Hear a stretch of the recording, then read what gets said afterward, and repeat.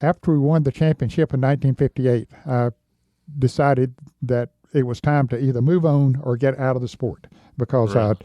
I had accomplished, not meaning to boast, but just about everything that series had to offer. And so I started looking around for a ride in the Grand National and thought after I had won those couple of championships in the Sportsman that they'd come knocking on my door, but it didn't work that way.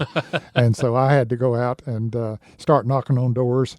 And I found a 1957 Chevrolet that a guy that I had raced against, R.C. McDaniels, who had owned some cars that had raced at Hickory and some of the other tracks that I'd raced on in the Sportsman Series. And so he said I could drive it. It was a good car.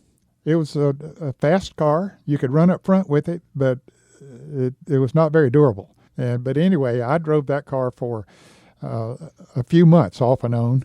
And the last time that I drove it, we went to Greenville, South Carolina in the latter part of July of 1959 on a Friday night. And I was running up front, running in the top 5, and the car broke again. And I was pretty disgusted. And my brother and a friend of mine by the name of John Tate were with me. And as we came back home, it's about a 2-hour drive.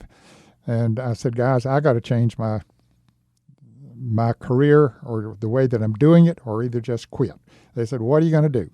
Well, there was a 1957 Ford that was being maintained in my hometown of Newton, North Carolina, by a former mechanic of mine, Bud Allman, and Junior Johnson was driving the car.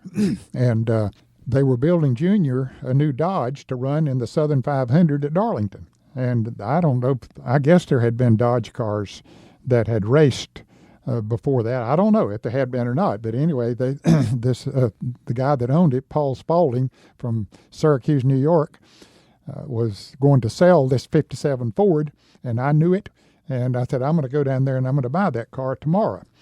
And this was on a Friday night, and he wanted $2,000 for it. And there was a race at Myrtle Beach on a half-a-mile dirt track on Saturday night, and one at the old Charlotte Fairgrounds on Sunday afternoon, also a 100-mile race on a half-mile dirt track, and each of them paid $950 to win. And they said, they knew I didn't have any money. They said, well, what are you going to buy it with? I said, I'll wait. That was back when the bank stayed open till noon on Saturday. And I said, I'll wait till the bank closes, and I'll give them a check, and I'll go down there and I'll win those 2 races, and that's $1,900, and I can cover that check on Monday morning. And they did like you. They laughed. They said, you can't be serious. But I was dead serious. Got home, I couldn't sleep the rest of the night. Went down the next morning, bargained for the car, got them to allow the crew chief and his helper, John Irvin, to go along, and Bud Allman was the crew chief on it, to go with us to Myrtle Beach. Got them to loan me the $2,000 was just for the car and the 4 wheels that were on it. I mean, it was ready to race. Right. But I needed tools and things I didn't have anything to go racing with.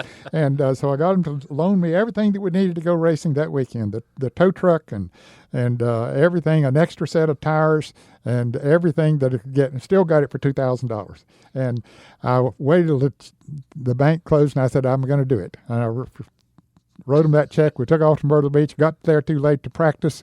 And but I had driven the car once before down at Columbia, South Carolina.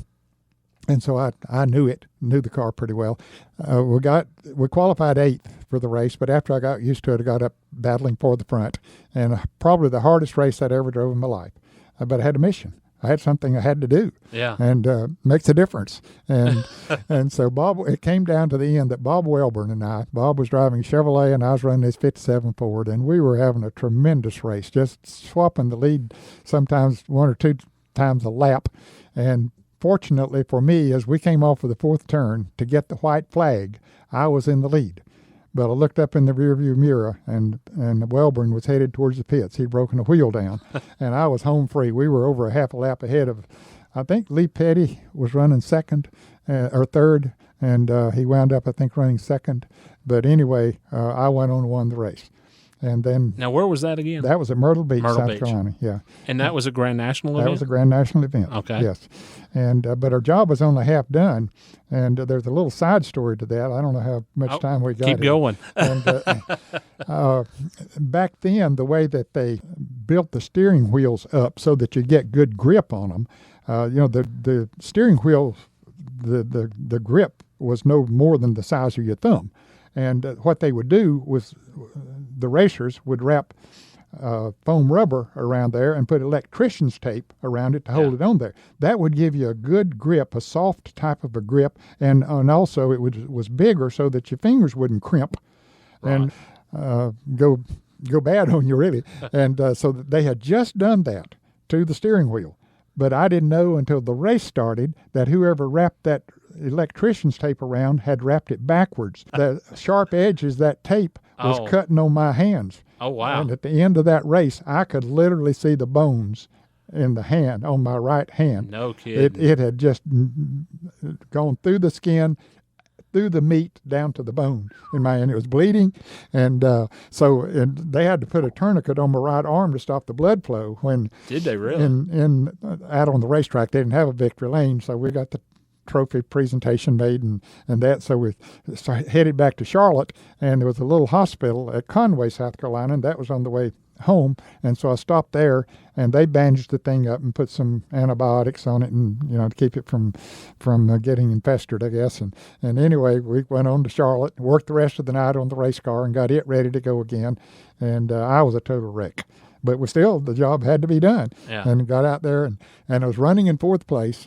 And Junior was driving a Wood Brothers car that day, Junior Johnson, and he blew the engine in it. And so before that, though, I had gotten out of the car, and we'd put little Joe Weatherly in it because I just was a total wreck. Yeah. And Joe was running along about where I was, so we're still in good condition. Well, it wasn't long after that till Junior blew the engine in the Wood Brothers car. Another caution came out, so came in and put Junior in the car, and he went back out. And of course, he is totally familiar with the race car, and he won the race. I got the credit for it because I started it. The word had gotten around in the pits about the bad check, and Junior wouldn't take any money. Weatherly wouldn't take any money for it. And so I had the whole $1,900 that I could take to the bank on Monday morning. Now, why did Joe get out of the car? First of all, Joe was a small guy. He could hardly reach the pedals. It was difficult for him to drive the car, for one thing. And then Junior was familiar with the car. We felt that he could take it right back to the front and take it to the front because we was running along fourth and fifth place. And sure enough, he did. He took her to the front and won the race.